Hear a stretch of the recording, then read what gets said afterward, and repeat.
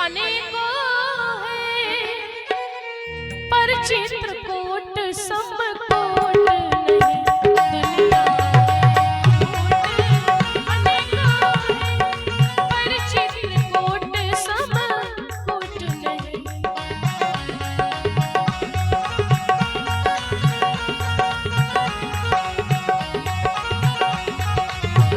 दुनिया में कुछ चीजें ऐसी हैं जो केवल एक हुई है, दोबारा ना हुई है, ना हो सकती है और ना होने की उम्मीद है। दुनिया में कूटे अनेकों हैं, दुनिया में कूटे अनेकों हैं, पर चित्रकूट समकूट नहीं। पर चित्रकूट समकूट नहीं। दुनिया में झूठ अनेकों हैं, दुनिया में झूठ अनेकों हैं, पर झूठ समझूठ नहीं। दुनिया में झूठ अनेकों हैं, पर झूठ बोली चित्रकूट धाम की आज्ञा है।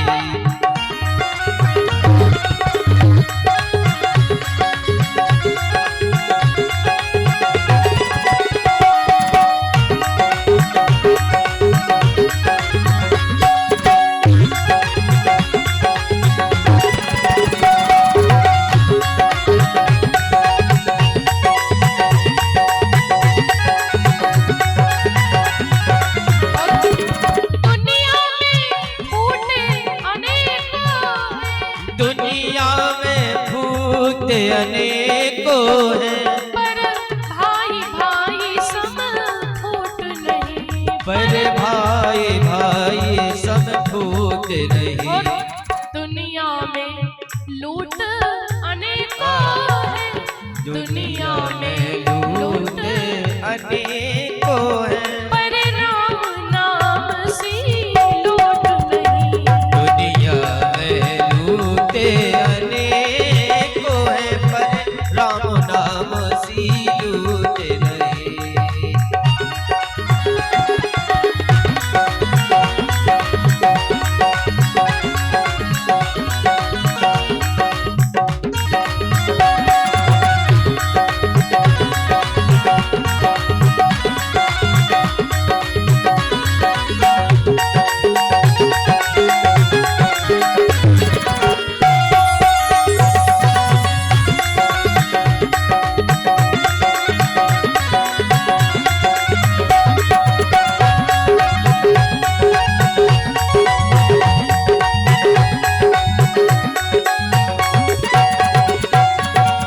बोली चित्रकूट धाम की जय राजा रामचंद्र भगवान की जय हो। दुनिया में कूटे अनेकों हैं पर चित्रकूट समकूट नहीं। भगवान उसी चित्रकूट धाम में निवास करते हैं। आप देखिए कथा को सुनिए। भगवान को भेजने के लिए कौन गए थे? सुमंत्र जी। सुमंत्र जी रथ को लेकर के आए थे। सुमंत्र जी के साथ में राजा रामचंद्र जी, माता जानकी, लक्ष्मण जी के साथ में वन को गए थे। जाने के समय में राम जी ने कहा, सुमंत्र भैया तुम अयोध्या जाओ। क्यों? क्योंकि मेरी अयोध्या में मेरे पिताजी आपका इंतजार कर रहे होंगे। दशरथ ने क्या कहा था? सुमंत्र मेरे राम को 14 वर्षों तक नहीं बल्कि 14 दिन तक वन में घुमाना और 14 दिनों के बाद में पुनः मेरी अयोध्या को ले आना। क्यों? जानते हो सुमंत्र, राम के बिना एक एक पल, एक एक क्षण, एक एक दिन मेरे लिए एक एक वर्ष के समान बीतेगा। क्यों माताओं? सुख की घड़ी होती है, सुख की रात। अगर रात में बड़ी खुशी शादी विवाह है, रात निकल जाती पता नहीं चलता है। और 7 दिन की कथा भी हुई। 7 दिन कथा हुई बाबा के दरबार में, हनुमंत लाल जी के दरबार में। 7 दिन निकल गए पता ही नहीं चला। सुख के दिन कभी जान नहीं पड़ते हैं, लेकिन दुख की रात कभी कभी ऐसा होता है गांव में या परिवार में या घर में रात में किसी की मृत्यु हो जाती, कोई रात में मर जाता है। हमारे हिंदू धर्म की रीत है कि रात में मिट्टी नहीं दी जाती है। रात में नहीं दिया जाता है। और जब रात में किसी की मृत्यु हो जाती है तो वो रात माताओं काटे नहीं कटती है। पूरी रात ऐसा लगता है कि पूरे कई वर्षों की रात हो गई है। सुख की रात का समय नहीं चलता है, लेकिन दुख की रात बहुत बड़ी हो जाती है। एक एक पल, एक एक क्षण। दशरथ ने क्या कहा, राम के बिना ना एक दिन मेरे लिए 1 वर्ष के समान बीतेगा, इसलिए 14 दिनों के बाद मिले आना। सुमंत्र जी से ये कह दिया। राम जी चित्रकूट में हैं, सुमंत्र जी अभी अयोध्या नहीं गए हैं। क्यों नहीं गए हैं? सुमंत्र जी सोचते हैं महाराज दशरथ ने हमसे कहा था कि मेरे राम को तुम वापस लाना, ऐसे मत आना, राम को साथ में लाना। अरे राम जी मेरे साथ में आए नहीं, दशरथ पूछेंगे मैं क्या जवाब दूंगा। इसलिए सुमंत्र जी तमसा नदी पर बैठे हैं, अभी भी तमसा नदी पर बैठे हैं। राम के जाने के बाद में बताओ घोड़ों की ये दशा हो गई जो घोड़े गए थे। घोड़ों की ये दशा हो गई जब कोई जानवर, गाय भैंस, कोई जानवर बहुत रोता है ना तो रोने की लकीरें बन जाती हैं, बहुत डार्क कलर की। घोड़े इतना रोते हैं, इतना रोते हैं, और वो दोनों घोड़े आपस में बातें करते हैं। कहता भैया आज तक मेरे राम जी जब भी कहीं जाते थे हम लोगों के साथ में तो सदैव वापस आते थे, लेकिन आज राम जी क्यों नहीं आए?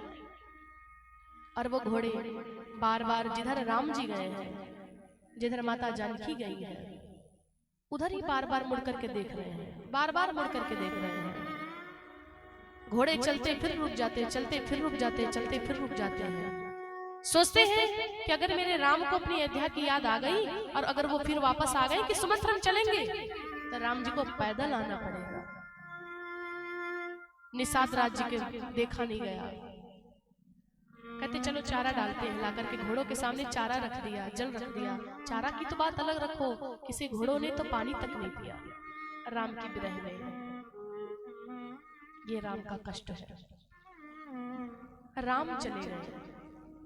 जिसके जीवन में राम है उसके जीवन में आराम है। जिसके जीवन में राम ही नहीं है उसके जीवन में आराम कहां से आएगा? अगर भक्ति नहीं है, दीपक में प्रकाश नहीं होगा तो दीपक का कोई महत्व नहीं है। नदी में जल नहीं होगा तो नदी का कोई महत्व नहीं है। ये इतना सुंदर शरीर तो है, इतना सुंदर तन है, धनवान भी हो, सुंदर भी हो, गुणवान भी हो, इतना सुंदर रूप है, और अगर इस रूप में अगर भक्ति ना हो तो जैसे दीपक का प्रकाश ना हो कोई महत्व नहीं है, वैसे शरीर का कोई मतलब नहीं है, पशु के समान हो। जिन हरि भगत हृदय नहीं आनी, जीवत सौ समान ते प्राणी। अगर मन में तुम्हारे ईश्वर के प्रति जरा से भी विश्वास नहीं है, भक्ति नहीं है, राम नहीं है, कोई मतलब नहीं है। अगर तुम्हारे जीवन में भक्ति नहीं, राम नहीं है, तो हनुमान जी के मंदिर में मत जाओ। हनुमान जी तुमको स्वीकार नहीं करेंगे, क्योंकि हनुमान जी भी हमेशा उसी की रक्षा करते हैं जो राम का भक्त होता है। हनुमान जी कहते हैं जो राम का नहीं वो मेरे काम का नहीं, वो किसी काम का नहीं है जो राम का नहीं है। चलने के समय में सुमंत्र की कैसी दशा है।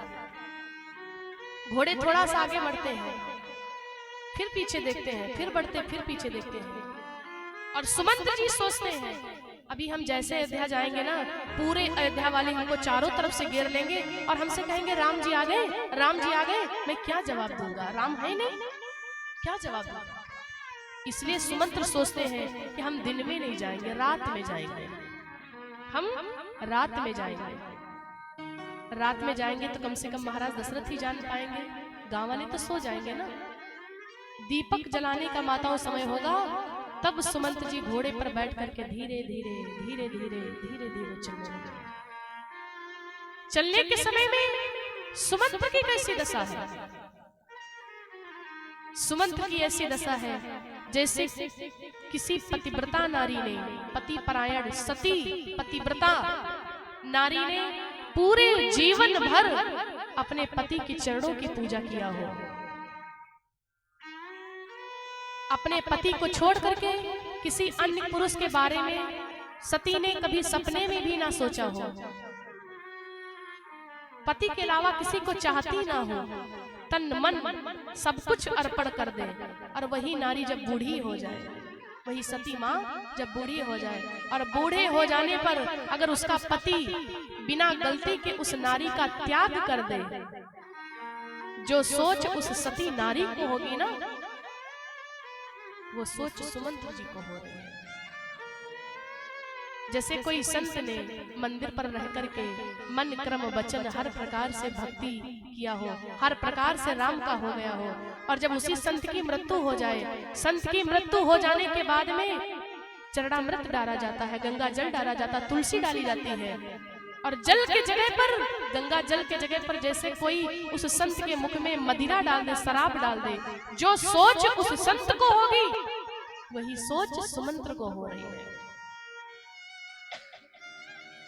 जैसे किसी व्यक्ति ने किसी दूसरे के घर में रह करके मजदूरी किया हो, परिवार को छोड़ करके, बच्चे का जन्म हो चला जाए मजदूरी करने, बच्चे 20-20 साल के हो जाए, किसी के घर में मजदूरी करे, वो बूढ़ा हो जाए, और बूढ़ा हो जाए तो उसकी कमाई की जितनी भी कमाई है आज तक धन उसको एक गठरी में दिया जाए, और वो गरीब आदमी पूरा जीवन यापन करके जिसके घर में मजदूरी किया उस गठरी को सर पे रख ले, चल दे, और उसकी गठरी, उसकी धन रूपी गठरी अगर कहीं मार्ग में गिर जाए, जो सोच उस गरीब को होगी वही सोच सुमंत्र को हो रही है।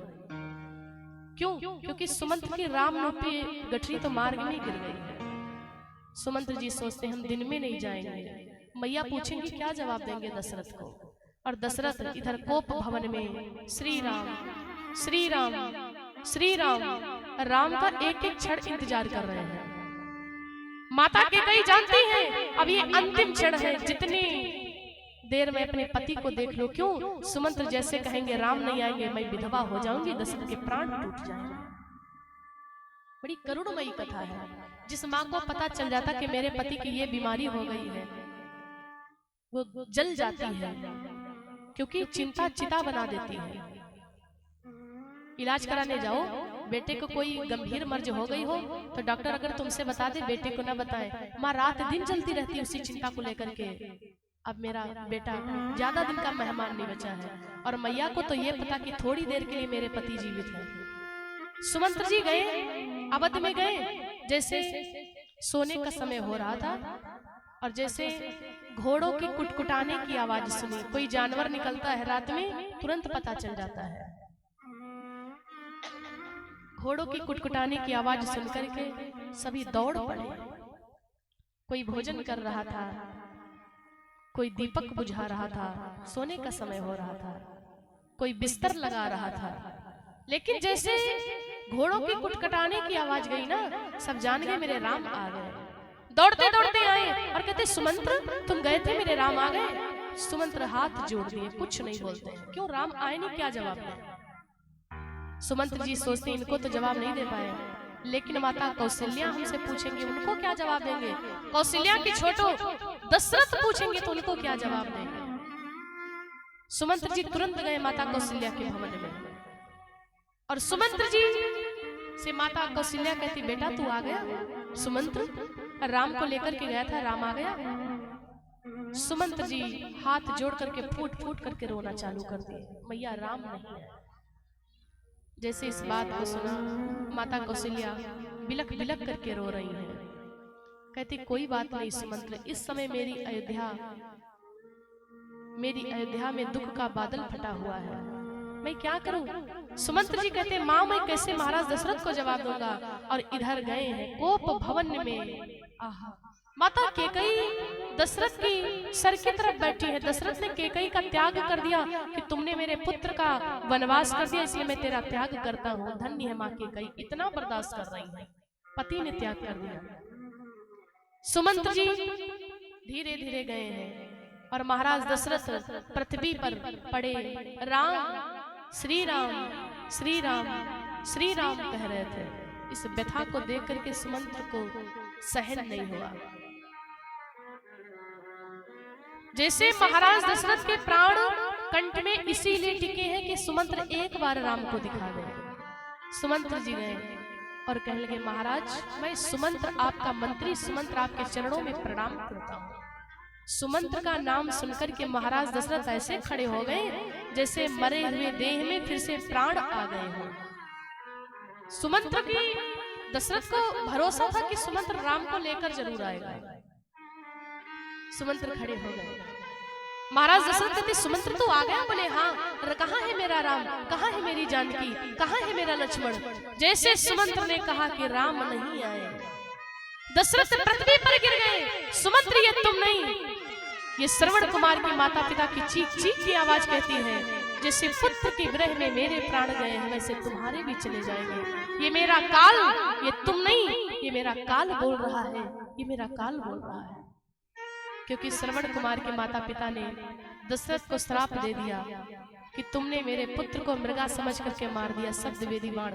महाराज दशरथ मेरे तो एक ही पुत्र था, इसलिए पुत्र के विरह में मेरे प्राण जा रहे हैं और मैं तुमको श्राप देती हूँ कि एक दिन पुत्र के विरह में तुम्हारे भी प्राण चले जाएंगे। श्रवण कुमार की माता ने श्राप दिया कि मेरे तो एक ही पुत्र है जो मर जाने के बाद में कोई मेरी चिता को जलाने वाला तक नहीं है, लेकिन दशरथ तुम्हारे चार चार पुत्र होंगे, लेकिन जिस समय तुम्हारी मृत्यु होगी तुम्हारा कोई भी पुत्र तुम्हारे पास नहीं होगा। सुमंत्र की बात को सुनकर के कहते दशरथ ये तुम नहीं, ये मेरा काल बोल रहा है, ये काल बोल रहा है। राम राम कही राम कही, राम राम श्री राम, तन पर हरि रघुबर बिरहे, राम गए सुरधाम। सुमंत्र ने कहा राम नहीं आया। दशरथ पृथ्वी पर गिर गए। 6 बार राम कहे हैं, 1-2 बार नहीं, 6 बार राम कहे हैं और 6 बार राम कहने के बाद में दशरथ के प्राण टूट गए। गिनिएगा, राम राम कही राम कही, राम राम श्री राम, तन पर हरि रघुबर बिरहि, राम गए सुरधाम। सुर माने देवता, देवताओं के धाम में गए। देखिए मरने के समय में अगर व्यक्ति के मुख से केवल 1 बार राम शब्द निकल जाए, 1 बार, वो सीधे बैकुंठ को जाता है। लेकिन सबके मुख से राम निकलता नहीं है। जन्म जन्म मुनि जतन कराही, अंत राम मुख आवत नाही। अंतिम में राम निकलता ही नहीं है, मोह माया जकड़नी होती है। एक बार बेटे को दिखा दो, एक बार बेटी को दिखा दो, एक बार पोता को दिखा दो, यही सब फैसला करते करते प्राण टूट जाते हैं। दशरथ के जब प्राण टूटने लगे, 6 बार राम राम कही राम कही, राम राम श्री राम, तन पर हरि रघुबर बिरहि, राम गए सुरधाम। दशरथ के प्राण टूट गए। तीनों माताएं बिलख बिलख करके रो रही हैं। ये क्या हो गया मेरी अयोध्या में, ये क्या हो गया? अच्छा देखिए, राम लक्ष्मण तो वन में चले गए थे, लेकिन भरत शत्रुघ्न कहाँ है? भरत शत्रुघ्न जी बचपन से अपने मामा के यहाँ रहते थे। इधर गुरुदेव आए और गुरुदेव 2 सेवक को भेजते हैं कि तुम तुरंत जाओ भरत जी के ननिहाल और भरत जी को बुला करके लाओ, और भरत से ये कहना कि गुरुदेव ने तुमको अतिशीघ्र बुलाया है। ये मत कह देना कि पिता की मृत्यु हो गई है। क्यों? अगर ये कहोगे तो भरत यहाँ तक आ नहीं पाएगा। वो सेवक दौड़ते दौड़ते गए। और इधर माताओं, जब कोई असगुन होने वाला होता है ना, जब कोई होने वाली होती है तो असगुन पहले से दिखाई पड़ने लगते हैं। आज भरत भैया रात में बड़ा भयानक सपना देखते हैं। भरत सपना देखते क्या है, मैं अयोध्या गया और जो अयोध्या में पहले जाता था, जो लोग आकर के मेरी आरती करते थे, वो आज हमको देख करके दरवाजा बंद कर रहे हैं। बड़ा भयानक सपना भरत जी ने देखा। और इधर वो मंत्री दौड़ते दौड़ते गए, महाराज भरत, भैया भरत, भैया भरत, और भैया दौड़ते हुए आए। भरत, क्या हुआ, ठीक हो? सब अयोध्या में मेरी ठीक है? गुरुदेव ने कहा था कि ये मत बताना कि पिता की मृत्यु हो गई, अगर ये बताओगे तो भरत आ नहीं पाएगा। फूट फूट करके रोने लगे, हाल चाल बता ही नहीं पाए। ज्यादा दुख होता है तो शब्द भी नहीं निकलते मुख से। रोने लगे। भरत जी कहते तुम सच सच बताना, मेरी अयोध्या में सब ठीक है, तुम रोते क्यों हो? रोने का कारण क्या है? क्यों आंसू तुम्हारी आंख में है? बहाना बना दिया, भैया बड़ी दिन बाद तुमको देखे ना, इसलिए रहा नहीं गया, लेकिन आप अतिशीघ्र चलो, गुरुदेव ने तुमको बुलाया है। भरत शत्रुघ्न दौड़ते दौड़ते आए। माताओं, अयोध्या में भरत भैया जब पहले आते थे ना, तो पहले माताएं भरत के आने की खुशी में कलश जलाती थी, दीपक जलाती थी। लेकिन आज जब भरत आए हैं, सभी नारियां उल्टा सीधा भरत जी को कह रही हैं, दरवाजा बंद कर रहे। क्यों? सब लोग कहते इसी भरत की वजह से मेरे राम बन को गए हैं, अगर ये नहीं होता तो शायद मेरे राम बन नहीं जाते। कोई भरत का दोष दे रहा तो कोई कहता भरत का क्या दोष है, केकई का सबसे बड़ा दोष है, केकई ने राम का वनवास किया है। तो कोई कहता केकई का दोष नहीं है, सबसे बड़ा दोष तो महाराज दशरथ का है, क्यों बात मान गए नारी की? कोई कहता दशरथ की भी कोई दोष नहीं है, सबसे बड़ा दोष तो मंथरा का है, मंथरा ने तो बुद्धि मार दी। कोई क्या कहता, कोई क्या कहता, लेकिन ये किसी को नहीं पता है कि राम जी ने स्वयं वनवास मांगा है। भरत जी आए, कोई भरत जी को देखना तक पसंद नहीं करता है। भरत जी दौड़ते दौड़ते दौड़ते दौड़ते सबसे पहले माता केकई गए हैं और सबसे पहले अपनी पत्नी मांडवी के कक्ष में गए हैं। भरत जी पत्नी के कक्ष में, पत्नी के भवन में मांडवी से कहते मांडवी सच सच बताना, सब अयोध्या में ठीक है? देखिए मांडवी कितनी धैर्यवान है, मांडवी कितनी विचारवान है। मांडवी मैया ने नहीं बताया कि भैया बन को गए हैं, ये मांडवी मैया ने नहीं बताया। क्यों? कि भैया बन को गए हैं। मांडवी मैया सोचती हैं सुमंत्र जी ने जैसे मेरे पिताजी से, सुमंत्र जी ने जैसे मेरे ससुर जी से कहा कि राम नहीं आए, तो राम के विरह में पिताजी के प्राण चले गए, और ये भी राम को उतना ही प्रेम करते हैं। अगर हम इनसे कह दें कि राम बन को चले गए, कहीं मेरे पति के भी प्राण न चले जाएं। इसलिए मांडवी मैया ने हाथ जोड़ लिया, स्वामी आप माता केकई के भवन में जाइए, मुझे कुछ नहीं पता है। ये विवेकवान नारी है। भरत जी माता केकई के भवन में गए। आज माता केकई आरती को सजाई रखी है। मैया को पता है आज वो अंतिम क्षण है, मेरा पुत्र जितनी बार मुझे माता कह दे, क्योंकि आज के बाद में मेरा पुत्र मेरा त्याग कर देगा।